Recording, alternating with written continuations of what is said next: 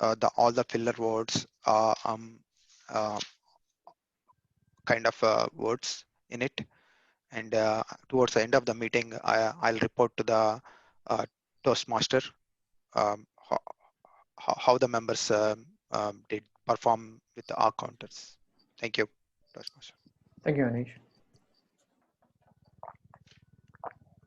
So next role is timer. Verming, could you please explain the role of timer? Yes, Mr. Toastmaster, fellow Toastmasters, I'm going to run the time on one of the grid cells. For Anish, since it's a introductory speech, I'm going to time him 46 minutes. He can take longer. And for myself and Georgie, it's going to be 5 to 7 minutes. So it's 5 minutes, the green light will come on, 6 minutes yellow, and then at 7 minutes, the red light will come on, and then we have 30 seconds to finish. For evaluation, it's 2 to 3 minutes, and table topics, 1 to 2 minutes. I'll report the time at the end of the meeting. Mr. Toastmaster. Thank you, Verming. Wang, sorry to interrupt, but your sound is a little, I don't know, coming in and out for your microphone. You might want to hold it away from your whatever. Hold it away or hold it closer? Is anybody else hearing that too? Yes. Okay. Yes, Verming. It's a kind of a pitch sound. So is it better if I get closer? No, No. it's just, I it's guess it's a cutting in jack. and out very quickly. I guess Issue with the it's, jack, I guess. It's a Bluetooth maybe, but anyway, we'll see what we can do. okay. Thank you. There's some static in the signal. Noise. We'll get an oscilloscope and show you exactly what it is later. True. But you All may right. definitely want to catch the recording of this later so you can hear what we're talking about. Mm-hmm. Yep. How about now? Is it any better? Slightly, maybe, Slightly. but not We'll see. huge. Okay, thank you. Okay. So our next role is grammarian. Harun is taking care of wordmaster and grammarian. Harun, could you please explain the role of wordmaster and also the grammarian? Sure. Good morning, fellow Toastmasters and guests. My role as grammarian is to help monitor the use of the English language. So I'll be keeping track of your use of grammars, propositions, prepositions, antonyms, verbs, adverbs, participles, and that's and all that fancy stuff. As Wordmaster, today's word of the day is status quo, which means the existing state of affairs, especially regarding life, social, or political issues. Now, the word was inspired by the theme of the day about lifestyle and your current lifestyle and any changes. So which is why I chose status quo. Please use the word in whenever you get an opportunity to speak, and I'll keep a track of the usage of the word and report back at the end of the meeting. And I will also report back as grammarian when we evaluate, do the evaluation in the meeting. I'll report back on our use of grammar. Thank you, Mr. Toastmaster. Thank you, Harun. And we have a ballot counter. It's Hannah.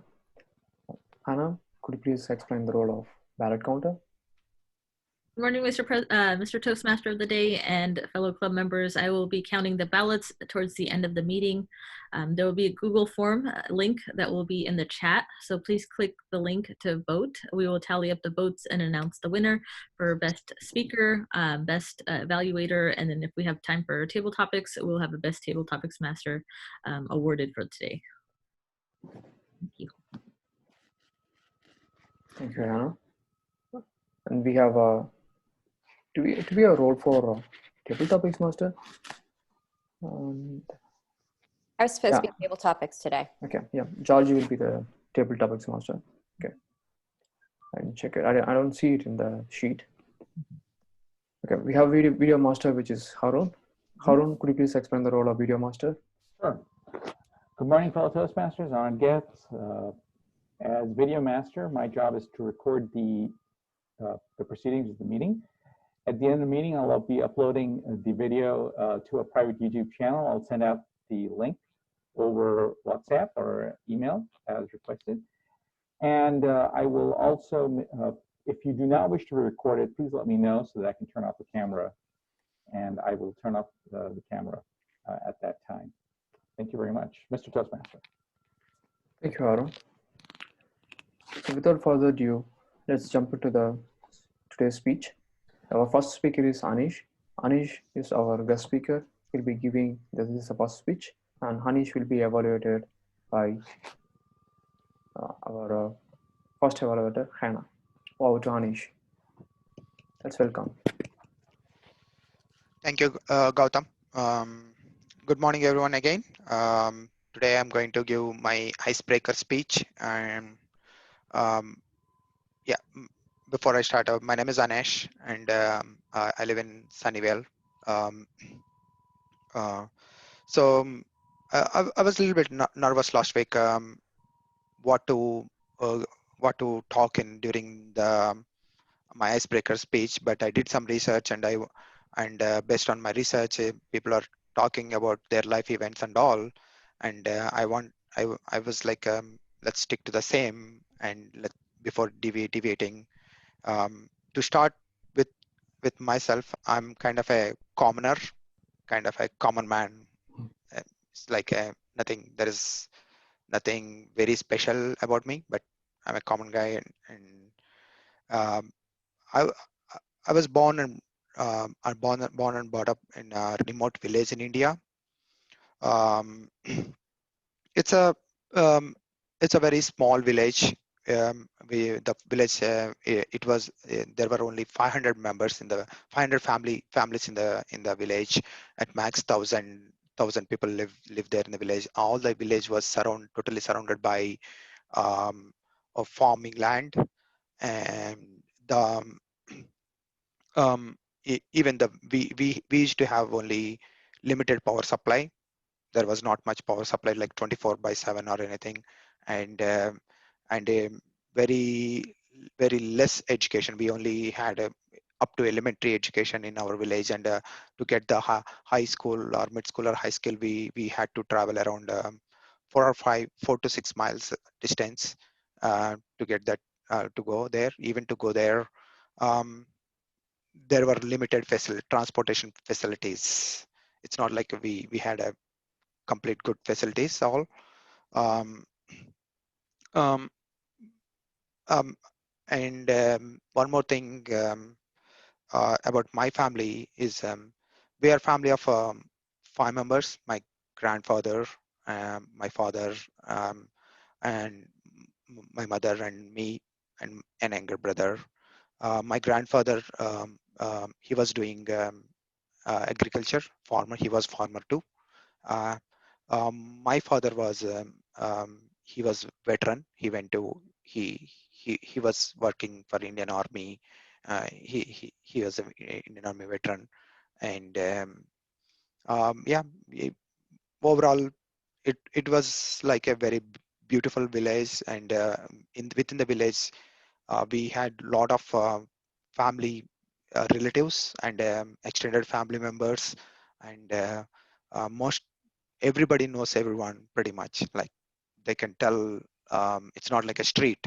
Then we know that all the streets in the village very well, and they know the names and pretty much, because it's at max 1,000 people living in there, and for all the people, the main main main main job is doing agriculture. Like it's agriculture. Everybody goes to the farmlands morning, and they come back evening, and it's a common job for everyone. It's not like people used to go to the different jobs at some other offices or public offices or anything. It's just like a farming is a job. The fun thing in the farming is they don't have to work entire year. They just have to work 6 months. That's it. The rest of the 6 months they just take break, because um, that's how it was. Like their job starts in a monsoon season, around June, like between around May and June, right after the summer. That's what the summer time in monsoon time in India, and the crops will come. The farming crops and all get ready by around January, and they'll bring everything back to February. Almost from February to June, they no work for anyone. Just enjoy.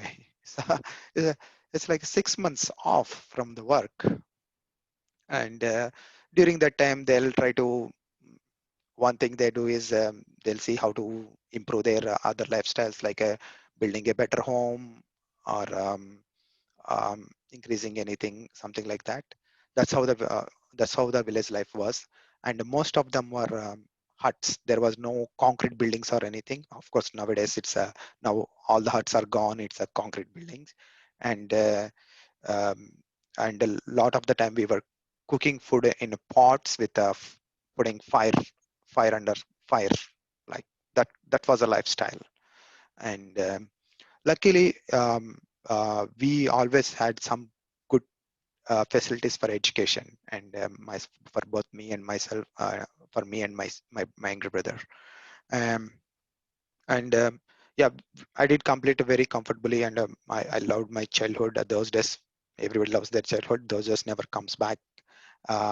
We and after that, I went to whole my family had to move to the small city next to our village, and where I completed my +1 +2, and then I moved. Then I had to go to the different city away from the family to complete my bachelor's. I went to college at some other city, and I completed my undergraduate successfully. Um, Later, I moved to US in 2003, and now in 2020, I'm a father of two kids, and um, I'm I'm I'm I'm living my life up to the point. Though I came from the remote, and now it is totally big transformation, and I really enjoying. And most of I'm more like outdoor guy. I enjoy hiking, skiing, mountain biking, um, and every time I enjoy spending time with the friends and all. Um, yeah. And one more goal is I want to become a more team player, and the major reason to join this Toastmaster again is to improve my communication and to become a more team player. Yeah, thank you.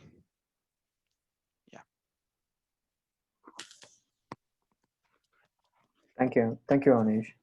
That's a that's it's very inspiring how life has changed from a small village into the states, and you have it's very motivating to see that how your life transformed over this period from your childhood days into 2020. It's even though it's a pandemic that's going on, but that's never stopping anyone to pursue what they want in their life. Let's welcome our next speaker. The next speaker is Vaiming. Vaiming will be evaluated Maybe by... we could take a minute to give some feedback to our speaker. Yep, sure. All right, let's give us feedback in the chat. Please use a private chat to give a feedback to Anish.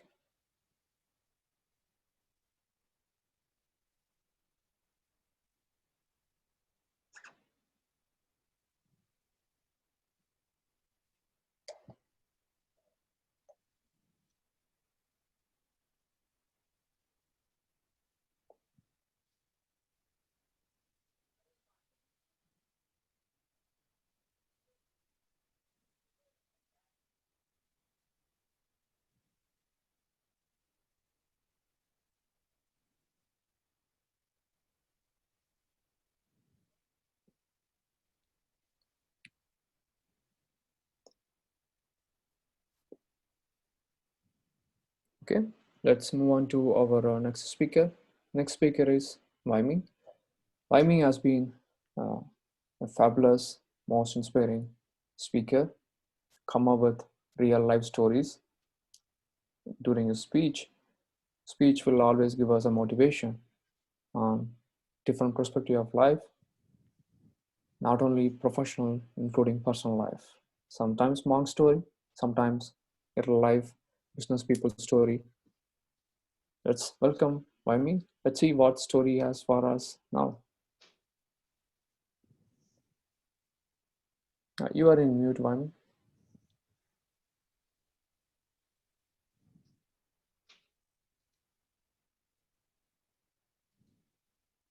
Sorry. I was trying to project, but somehow this is not working out. So I'm going to forego the slide and maybe forego the status quo of having a slide on there. In the meantime, I'm going to be talking about this idea of disagreement. Sorry to interrupt, Vaimi. We are seeing your Gmail page. Oh, sorry. Let me. That's why I have some difficulty. So let me stop sharing. Yeah, this thing about, apologize for that. How do I get out of this? I think Harun, you can also take over and stop share, and then. You guys want, Wang, would you prefer that I go next? Well, I think we're okay as if I can Okay, stop the no problem. sharing thing. I don't want to leave. I think if either somebody or let's see if I can. Okay, is this still showing? If I click at that stop sharing stuff, maybe it'll stop.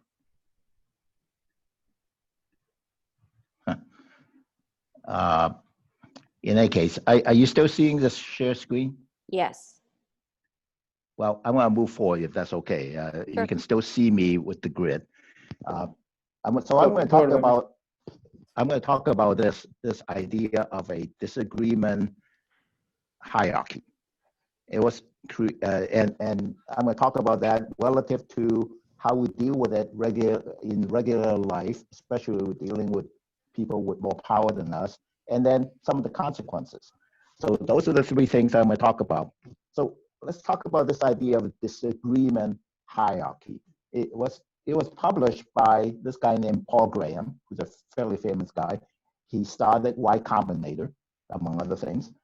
And he wrote this out around 2008 in a blog that talks about this idea. If you disagree with someone, whether it's on a blog site or in a tweet or even in a conversation or other things, there's at least 7 levels that he defined of how you would disagree with someone, how you conduct yourself, how you behave yourself in terms of how you disagree with someone else. The lowest level is what he called, and I apologize, but you can find this on the web. It's called name calling, and that's just say if you don't disagree with someone, you just call him. You know, you're just a dumbass. You just don't know anything. You just call names, regardless of what the topic is. That's one way to disagree with someone. And then the next level is better than name calling, is the idea of ad hominem, which is just discredit the person's capability. You are not an expert in this.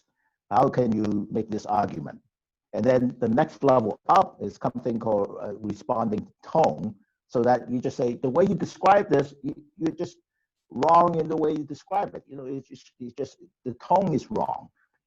And then further up, the fourth level is something called contradiction. You just completely say you're just wrong without having to give out any facts. So if the example is between you and someone else that you disagree with on the color of the room. You like green, the other person likes red, and you just say red is just wrong without having to say anything. So those are ways of actually conducting yourself in disagreeing with someone. The next level is even higher, and it's harder to do, is making a counter argument, saying, yeah, you say red, but red is actually not that good, you know, because of some other reason, and green is much better.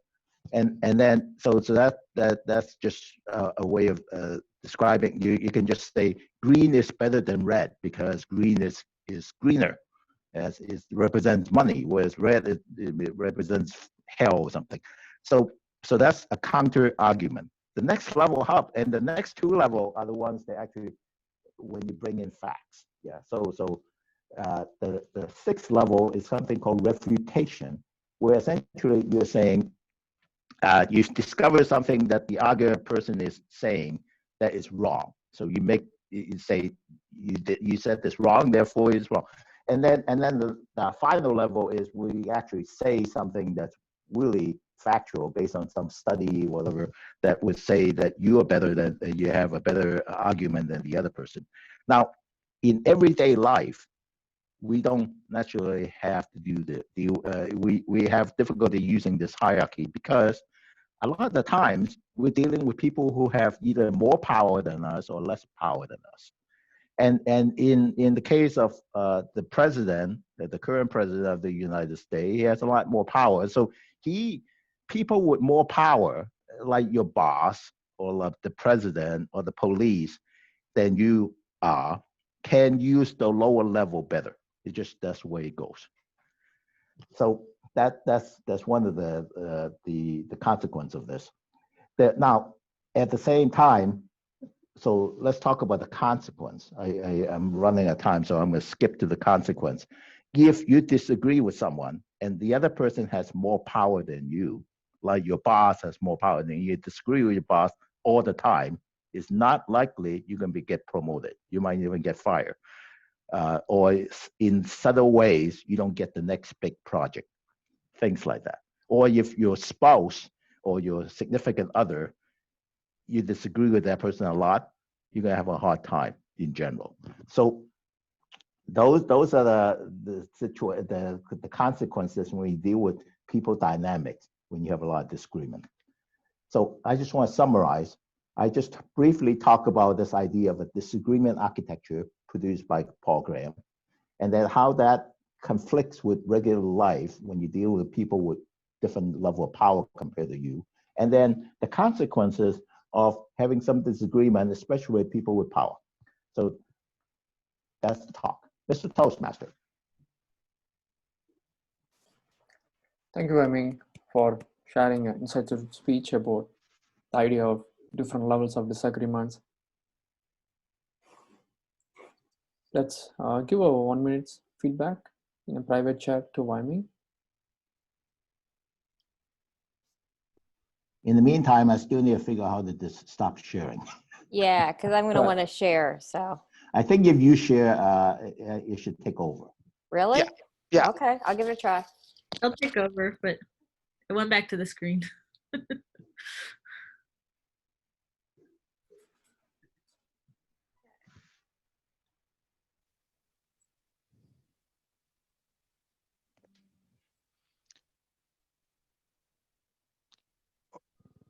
I mean, the stop share is on the top of your screen. It's supposed to be. Yeah, I think I have to share something before I can. Maybe I'm sharing already. Huh? No, you are not. You are still showing us the Google login. Okay. Now, yeah, you know what? I actually did not complete this Google thing, but the Google thing is still showing up. Oh boy. Well, hopefully Georgie can take me away. Otherwise, I have to log out and log back in.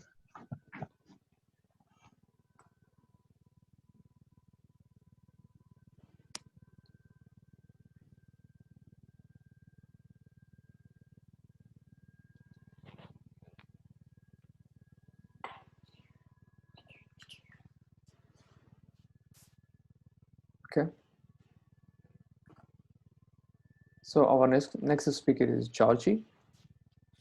Georgie has been our member of the group, and she. Okay, I'm sharing, but it's not showing. Hmm.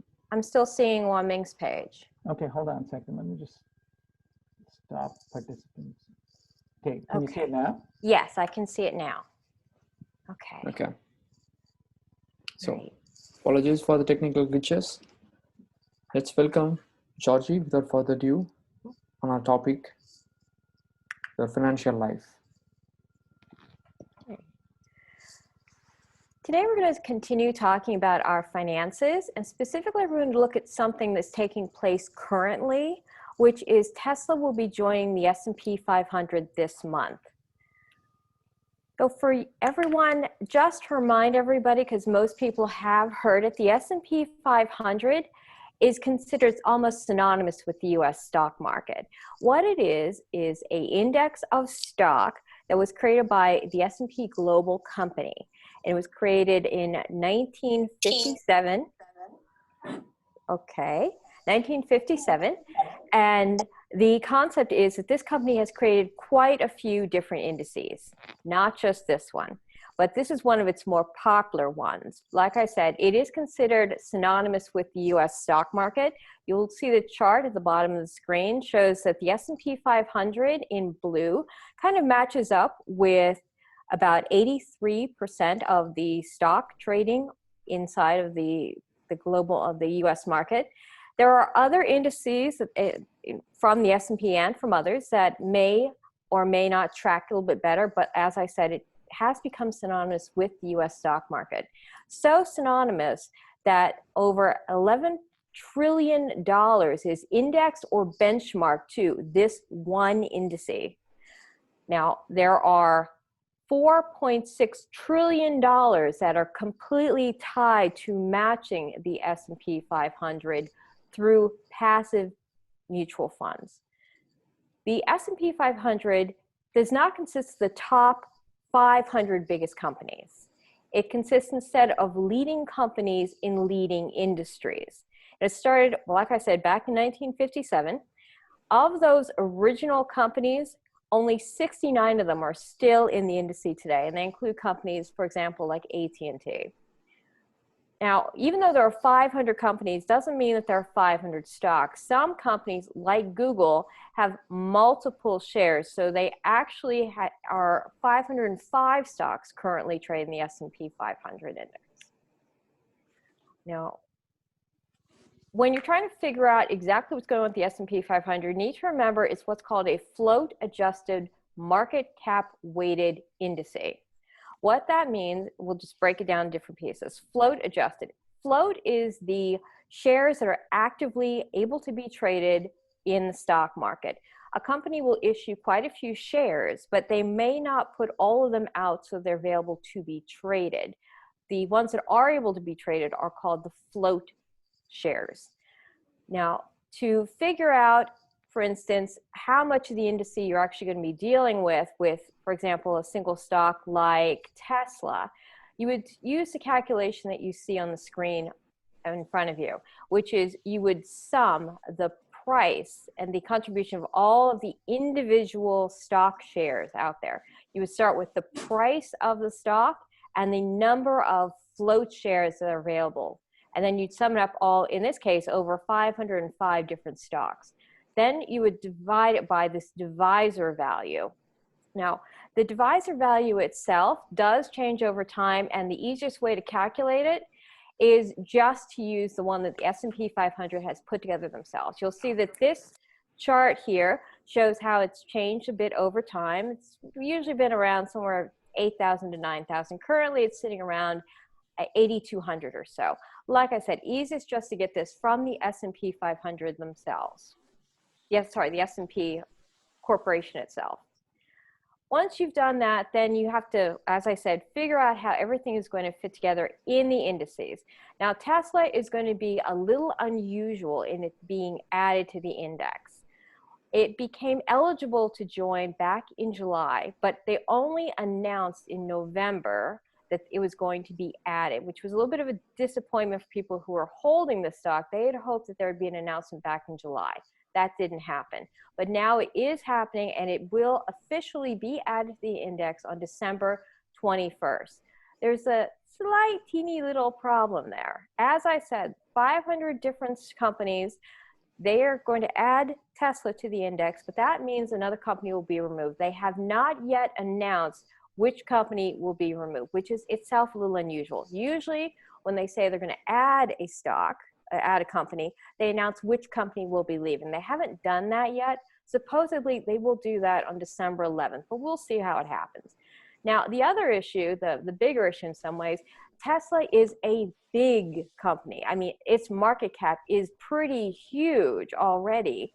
And it's going, when it is added, it's going to be it's going to be within the 10 biggest of these 500 companies. Usually when a stock is added, it's a smaller company and it's addition to this index doesn't make that big of a ripple.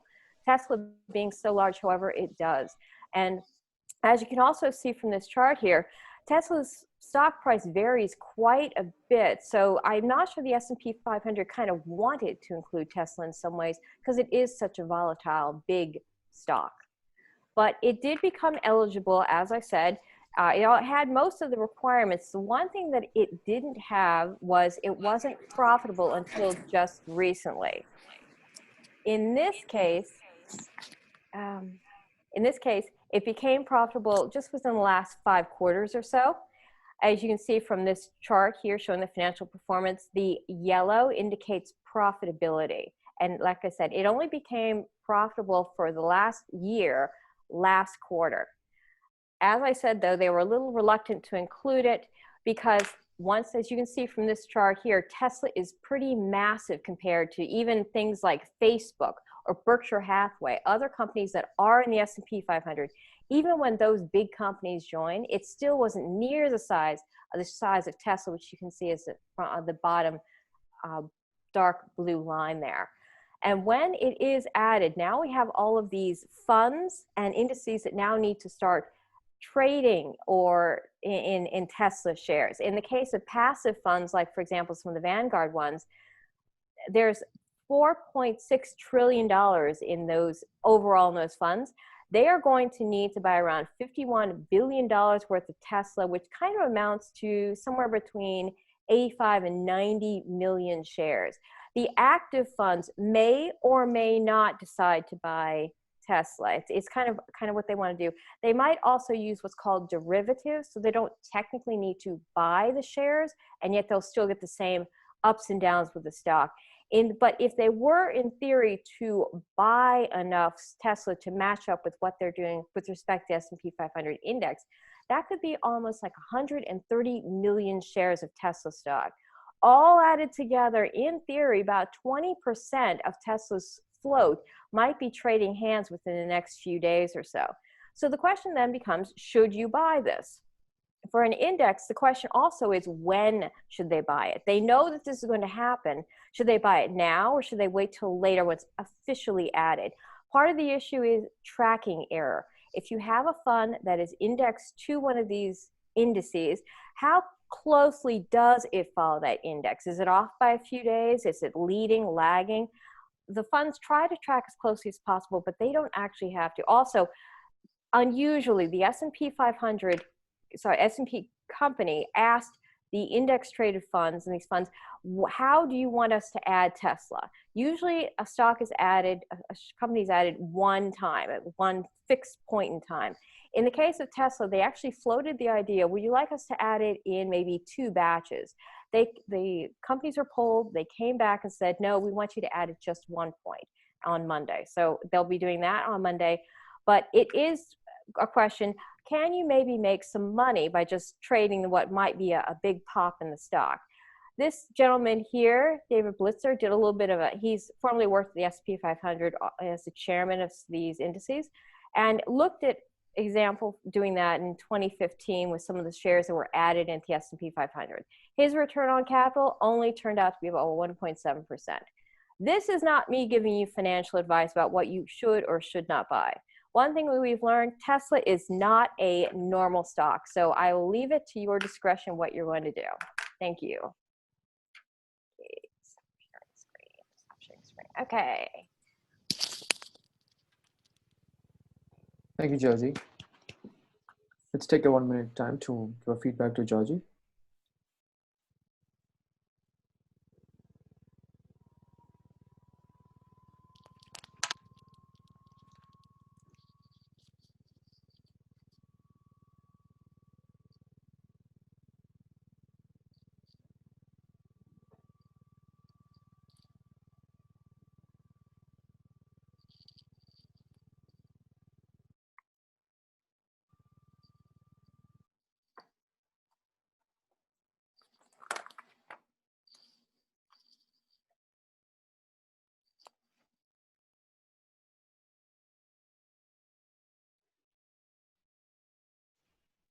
All right. Today's general evaluator is Harun. Let's welcome Harun to take over from here.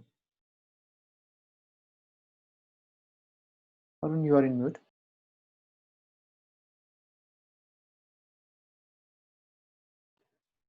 Harun, you are in mute still. Can you hear me now? Thank you very much, fellow guests, honored guests, fellow Toastmasters. Today I will be the general evaluator, and our first evaluator who will be evaluating Anish on his icebreaker is Hannah. Hannah is our president and has been a longtime member as well. Our fearless captain will be evaluating Anish. Thank you. Thank you, Harun, and thank you, Mr. Toastmaster, as well as fellow Toastmasters, and Anish, of course, delivering your icebreaker speech for this morning. Your icebreaker speech is definitely a place where we look more for grace, not perfection, so there's no right or wrong, and it can go any direction that you wish. And also, it's very interesting hearing about people's lives, especially in their icebreaker speech, and you definitely brought that level of interest this morning. Talking about your humble beginnings, you talked about how common you were, and of course, me traveling around different parts of India, I have seen these kind of places and this kind of lifestyle as well. So very familiar with what you were speaking about. I got a lot of visuals in my mind of what I had seen and that kind of very hard labor that people do in these kind of areas. And you definitely brought that forward this morning, and very emotional as well. You talked about the small amount of families that grew up around the village that you grew around, how far you guys had to travel, the family structure, just the culture of farming and crops and labor and stuff like that. So very building up, I think, to a very great life story, and building a very great foundation for it. I know you talked about a little bit about your university, what you kind of studied, and then what I would like to hear, kind of what brought you into America, or kind of the opportunity, or what you're seeking. I know I hear that a lot from my family that came here from another country as well, especially India, is what really brought you here. And there's a multitude of answers that I always hear. So I would like to just hear a little bit more about that. And then also transitioning into what's going on now, especially in 2020, coming here in 2003, and then now you have 2 kids, are involved in outdoor activities, your career, and then looking forward to becoming more of a leader in your current role. That's what it sounds like as your long-term goal. That's what I would like to hear more about as well, especially talking about your past. I think you have a great setup for an amazing life story, and something that you can keep telling to people of, this is where I came from and this is where I am now. So I would definitely like to hear more about like what I project in the future. You know, I have 2 kids, but this is also what I want to accomplish. This is also where I see myself. This is my trajectory. This is where I aim to be. And so I feel like that part, I think you're going to put it together very quickly, and that's going to make like a solid, very great inspirational story of like, this is my humble beginnings. One thing you said out loud is, there's nothing special about me. I hate when people say things like that out loud, because obviously that was not true. Everything you said after that statement really just supported that there is a lot of things that are special about you. And sometimes when we say things out loud that are almost negative, we own those words. So there's definitely a lot of things that are special about you. I would not try to say that out loud. And even saying that you're like you come from a common background or a common man, I thought that was funny, because you're not common, and you're definitely special. So I did feel a lot of that from your story. In terms of clarity, everything in your speech was clear. I can easily understand your words, your vocal variety. Started out a little bit low in your voice. It kind of started like a doubt in your voice of your own life, and then it transitioned to excitement. So there's more excitement in the later part of your speech. In terms of eye contact, you were just like looking about, that's one of the things you can improve upon. I felt like your eye contact moved a lot. You did use gestures, but they were kind of low on the screen, but you did use hand motions, which was great. And then you showed a high interest, of course, talking about your own life. And then you're very comfortable about your topic. So overall, great icebreaker speech. I think you definitely refine it and turn it to a great life story. So. Thank you, Hannah. Thank you, Hannah. Our next evaluator is Georgie, who will be evaluating Wai Ming. All right. Thank you very much, Wai Ming. You gave a great speech as always. I'd say that's actually your status quo, always giving great speeches. In this case today, you showed one of your biggest strengths, which is flexibility.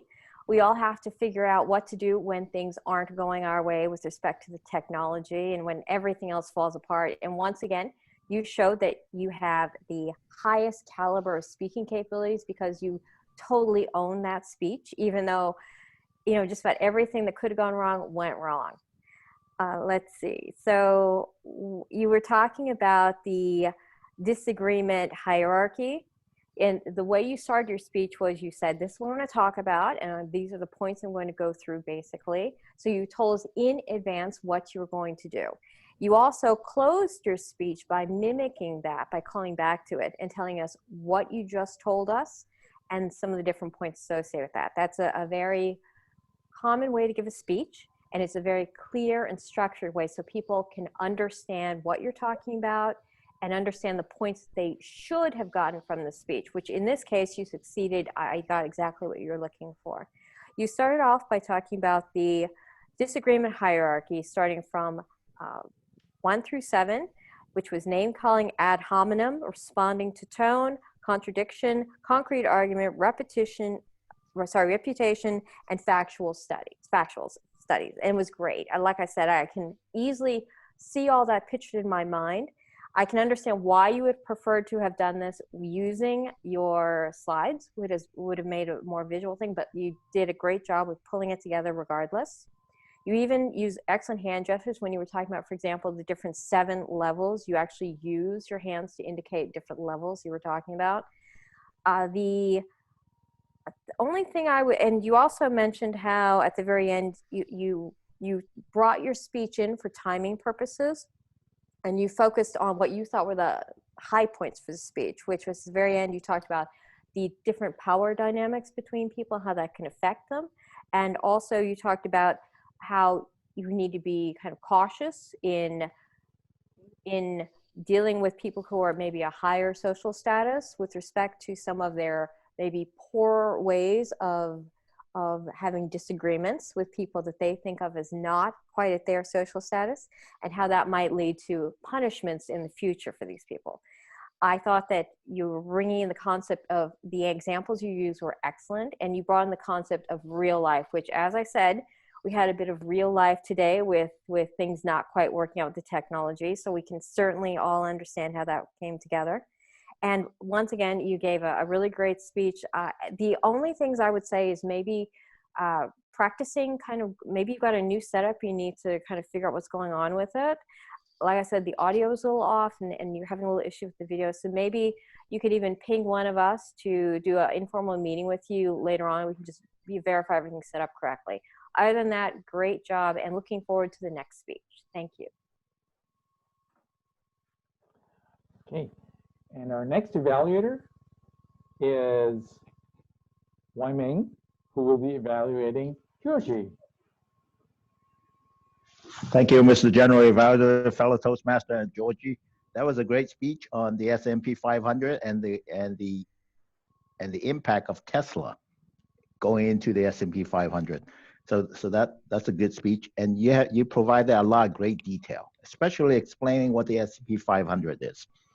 I personally haven't looked into what that is, so you explained that, especially with that averaging of the stocks and then how they actually come up with the idea of the denominator on the bottom for the averaging. And so that's a good set of presentation. And then you talk about consequences of the Tesla impact, because of the valuation of Tesla is so big that it somehow has a big impact on the S&P 500 as a whole, and the consequences and so on. So all that is actually very interesting. My only comment is I time, I think, over 10 minutes, although I started timer late. So I added 2 minutes to the 7:58 that we had. So, and this, because the concept is very complicated, especially S&P 500 with the averaging and then the impact of the big Tesla coming in and how that changes the averages, that in itself would take could take hours to explain, especially for understanding the averaging aspect of it. But in the meantime, though, so how would you try to do that in 5 to 7 minutes? My suggestion is either try to break that into multiple presentations, or find a way to really simplify it And so just explain the S&P 500 itself would take at least 5 to 7 minutes without even talking about Tesla. Explaining the idea of the averaging itself could take 5 to 7 minutes. And then Tesla impact is yet another 5 to 7 minutes. So my suggestion is either try to just really abstract out these ideas and then do it in 5 to 7 minutes, or do separate speeches on them. That's my suggestion. But otherwise, very good speech. Thank you.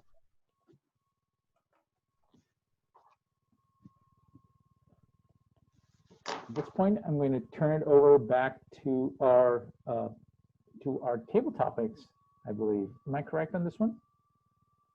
Yes, I'd like to turn it over back to our table topics master, who is Georgie. Yay me. Okay. So we are running a little short on time, I think, correct, Mr. Toastmaster? So maybe I'll just do a couple of questions for the people who maybe didn't get to speak as much, you know? So 2, 3 table topics, and that'll be just real quick. All right, so our theme today was lifestyle changes. I thought it was interesting that part of the invocation talked about processed food, because I actually have a quote kind of related to that. So the quote is, "A friend likened our wholesale use of social media to how people welcome processed foods as the future in the 1950s. So back then it was considered really great to have all this processed food. Now we've really rethought it." So Gautam, what do you think about this quote with comparing social media to processed food? Do you think we're going to regret our social media in 50 to 100 years, and what are your thoughts on it? So if I understand correctly, we are comparing social media with the processed food. Did I understand correctly, Georgie? Okay. It's quite interesting to see that the social media had huge impact on people's life, and it completely changed how they are envisioning their life should be, and they are mostly influenced by their peers. Similarly, the processed food, it's making people lazy. That's what I feel. Of course, it's reducing their time. If we give this in a 2 different perspective of processed food and social media, what industry is doing to the life of an individual person. The processed food, people will think, yes, it's reducing my time and it's healthy to my life, but it's actually a processed one. It's not at all good, or I don't say it's not at all good. It's somewhat okay, but it's not super good as natural food. Similarly, in the case of social media, okay, social media is good unless we take too much of influence from that. Connecting to the older people, I'd like to give you a short story. I was able to find my friend who was my classmate during my childhood in a social media after 22 years. Okay, so that's the impact of social media. I might be very active in the social media or either Facebook or Instagram. It's not. So I'm not active. It's been like 8 years. So if I definitely need to find anything, yes, I'll open it. If not, I don't do it. So too much of anything is good for nothing. Over to Table Topics Master. Okay, we'll continue with our next couple of questions, and just to remind everybody that the word of today is status quo. Try to use it in our answers if possible. Let's see. So with respect to lifestyle changes, we know that one of the things that we need to do, regardless of when we live, is that we should look into ways to invest in ourselves. That the greatest wealth we have is the time that we actually put the effort into investing in ourselves. So Haroon, can you give us some examples of how your lifestyle has changed for the better or for the worse with respect to investing in yourself? Sure. Hold on. Let me just unpin this video and pin myself so that we can get it. How has, the question is that how has investing in my life changed or impacted my lifestyle? That's a hard question to answer. When I look between now and the past, I don't know, maybe 5 years, I think that just to pick one example, spending time at Toastmasters has had a huge impact on my on me since I started participating in Toastmasters. The change has not been dramatic. It has been a gradual change. It certainly has opened my eyes to the weaknesses that I used to have in, say, in my writing, in my arguments, and in my ability to listen. It's focused more on forced me, has been a forcing function for me to think critically about what kinds of arguments I'm making, how clear I'm talking to somebody. And there have been some subtle changes, like, you know, thinking on my feet in situations like this, where I'm suddenly given a hard topic to talk about, and I have to think really quickly and to come up with a coherent argument. I haven't always been successful. It's still a learning process. And I think that rather than focusing on the journey itself, on the final objective, I think I'm at a point right now where I'm just enjoying participating and in the journey and in the process, rather than saying, hey, I need to reach some steady state at some point in time. And that for me, I think has done me a lot of good, that rather than focusing on the end goal, the journey itself is becoming much more enjoyable. So, which takes a lot of the edge and a lot of the pressure on saying that I have to accomplish something in a certain amount of time. So that's been one of the nicer changes for me. Madam Table Topics Master.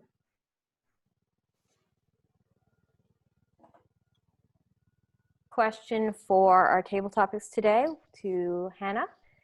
Hannah, it is always good to clearly invest in oneself, but now we're coming into the holiday season in which we start focusing on other people around us, and it's certainly been a traumatic year, so we've been maybe a little focused on ourselves, but maybe it's time to start focusing on others.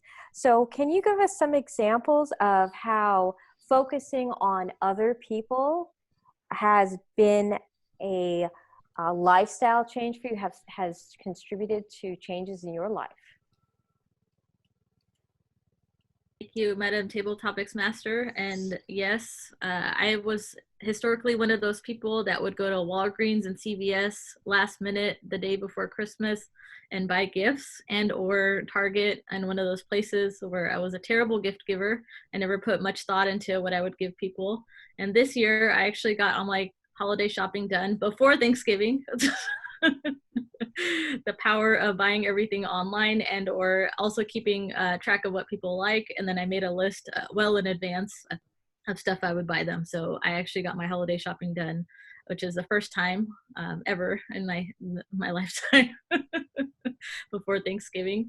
But I feel like I historically once in a while do like to send either people handwritten thank you cards or little care packages. I'm one of those weird people that I send out Halloween care packages to a few people that I know and that I hadn't seen in a while. And they're like, why are you sending me Halloween candy in the mail?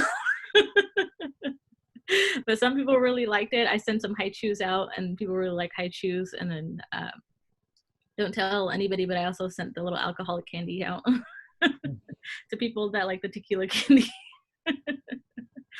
But I feel like those kind of things, especially handwritten notes, I rarely get them from anybody. Even like I've had my auto insurance guy forever, and I've had like my mortgage person forever, and getting notes from them, of course it's printed, so like you never get a handwritten note anymore.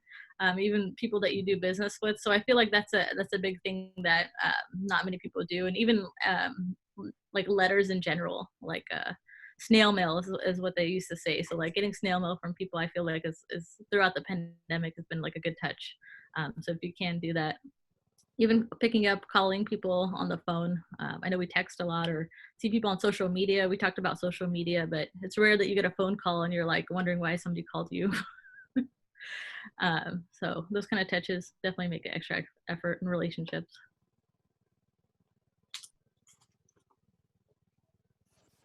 With that, I will now transition to our general evaluator, I believe.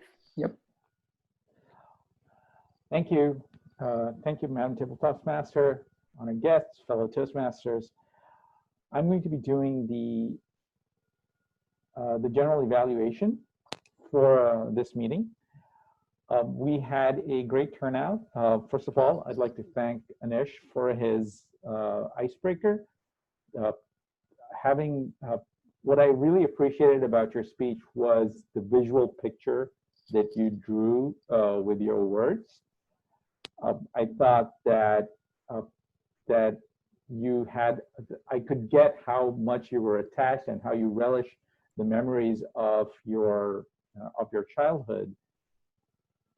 But what I also enjoyed a lot was that you took us through you not only gave us a journey through your childhood and to the geography and the lifestyle of of the village that you lived in, and that was actually resonated with me because of the theme of the day, because lifestyle changes. But you also took us as a part of the way through your journey from that village to how you progressed from your village, from your hometown to a smaller city, and to as you got more opportunities in life. So which took you to this journey from halfway from the other side of the world. So I want to thank you for that, and I appreciated your presentation for it. Georgie had a great speech on financial planning, and what I really liked about your speech was that you, like was said in the evaluation, you had a great presentation. You were taking a really complex topic and condensing it in about 10 minutes, which is an accomplishment. And what I really liked about that was the fact that you started with Tesla with a specific example, and then you tied it at the very end of what the consequences are. So you actually gave us a good view of how this whole indexing works and what this S&P is. Again, complex topic, and you've been tackling those kinds of topics for the last few speeches. So congratulations on a job well done. And obviously, Wai Ming, I really liked your speech on the hierarchy of disagreements. I did feel that at the very end there weren't a lot of discussion on the consequences. I thought that because of the paucity of time here, you kind of missed on that. So I do appreciate. I wish you had more time to sort of expand on that. But overall, great summary and trying to wrap things up, and especially with the way you kind of adapted to some adverse technical glitches. Overall, I think the speeches were really good, and thank you for everyone for stepping up. And at this point, I'd like to call on the duty masters. So our first duty master is going to be Anish, who is our accounter.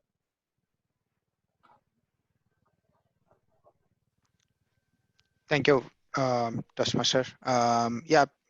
Today my job was to count the R's in everybody's speech, and here is the report. I didn't see anything that Hannah was using R's.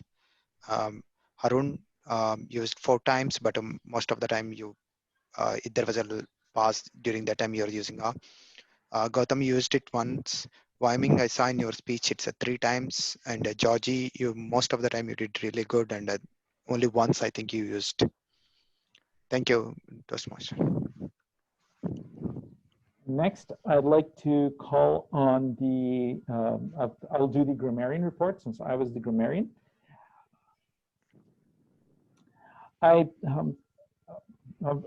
I really liked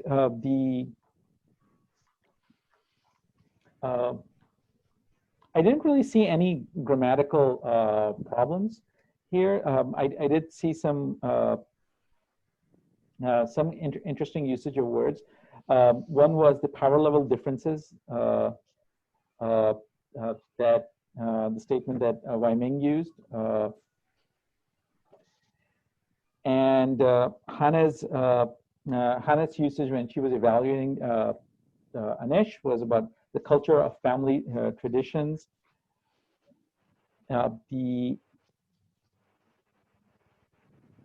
Yeah, that's about it. In terms of word of the day, I believe Wai Ming used it. I think Georgie also used it. And those were the two instances that I heard. And I think also Gautam also used it when he was doing it. But that was the three that I counted. At this point, I'd like to get the other duty masters. But can you please also send your ballots to, who's our ballot counter? Hannah. Yeah, can you send your ballots to Hannah? And and at this point, I'd like to have asked the joke master. Have I missed a duty master? Well, no, the timer. I'm the timer. Oh, I'm yes, gonna the timer. Time. So in terms of the time, the speeches, Anish spoke for 7 minutes. I spoke for 7 minutes and 6 seconds. Georgia started the timer late. I timed 7:56, but then I think I started 2 minutes late, so it's closer to 10 minutes. In the evaluation, Hannah 3:25, Georgie 3:20, myself 2:21. In the table topics, Gautam 2:11, Haroon 2:32, and Hannah 2:06.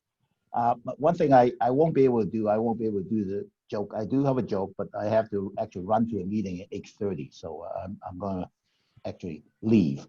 But Okay. I can volunteer to be a table topics a Toastmaster next year, Toastmaster. So I had to leave, sorry. Okay, thanks a lot. Thank you, Amy. Thank you, Amy. Thank you. If you can send our ballots to Hannah, that'll be great. And I'd like to now turn over control to our president, Hannah. Thank you. Thank you, Haroon, Mr. General Evaluator. And we will be announcing winners, so please give a drum roll, please. Drum roll, please, for the best table topics master this morning. Best table topics master this morning is myself. Thank you guys all for participating. At least we got table topics in this morning. Best evaluator, please give a drum roll, please, for best evaluator. I don't have a ribbon for that one, but it's Georgie. Georgie, congrats. And best speaker this morning, best speaker of this morning, please give a drum roll, please, to Anish. Anish, congratulations. Awesome. And to let you guys know before we can take a picture, I know Wai Ming left, but we got our basket from Pavan. He dropped off the basket. And then, of course, when we meet in person, we'll be able to use up all the goodies and stuff. But let's take a picture for this meeting if everybody wants to look alive. All right. Looks like Wai Ming volunteered to be next week's Toastmaster. Mm-hmm. We should also consider elections coming up, or doing elections in the next couple weeks. Okay. But we can plan for that. Like officers can plan for that as well. But anybody want to volunteer to speak or? I'll be speaker. I can be a backup speaker. I can do. And then Anish, we have your email, your Gmail, right? Yes. It's like first name, last name. Okay. Yeah. Yeah, it's my. I'll You might forward be. that to you, Hannah. Can you? I don't have a copy of the form lying around, so if you can send the form to Anish. Yeah, I can do that. I just want to. Yeah, and Anish, do you can you for Toastmaster dues? Can you please let me know if you have any questions on how you want to pay? But we usually take PayPal, and does that work for you? Anything is okay. Yeah, if you can pay through PayPal, I'll send the email to you. If you had if you're a former member, you probably have our PayPal, right? Yeah, we'll send Uh, those instructions as well, Harun. We Yeah, have it we'll in send there. that instructions to you then. yeah. I'll pay my dues. So yeah, next week it's okay to do the speech, right? Yeah, Yeah, we have yeah, you, yeah, we'll- Harun, Anish, and then Georgia's backup speaker. Yeah. We have the table topics master evaluator volunteers. I can be whatever you need. Georgie, You can be an evaluator. got it. I'll volunteer as table topics master then. And then you guys as evaluator. Okay. Awesome. Does anybody have any announcements before we'll end a little bit over time? Any announcements? I think the only one is elections, but we'll send out more information once we meet about that. Yeah, please add me to the group something. Yeah, it could Yeah, be Google group. Yeah. The WhatsApp. All right. Thank you. And that one as well. Awesome, guys. Have a great morning and have a Yeah. great productive Nice week. meeting all. Yeah. Thank you, everybody. Bye. Bye.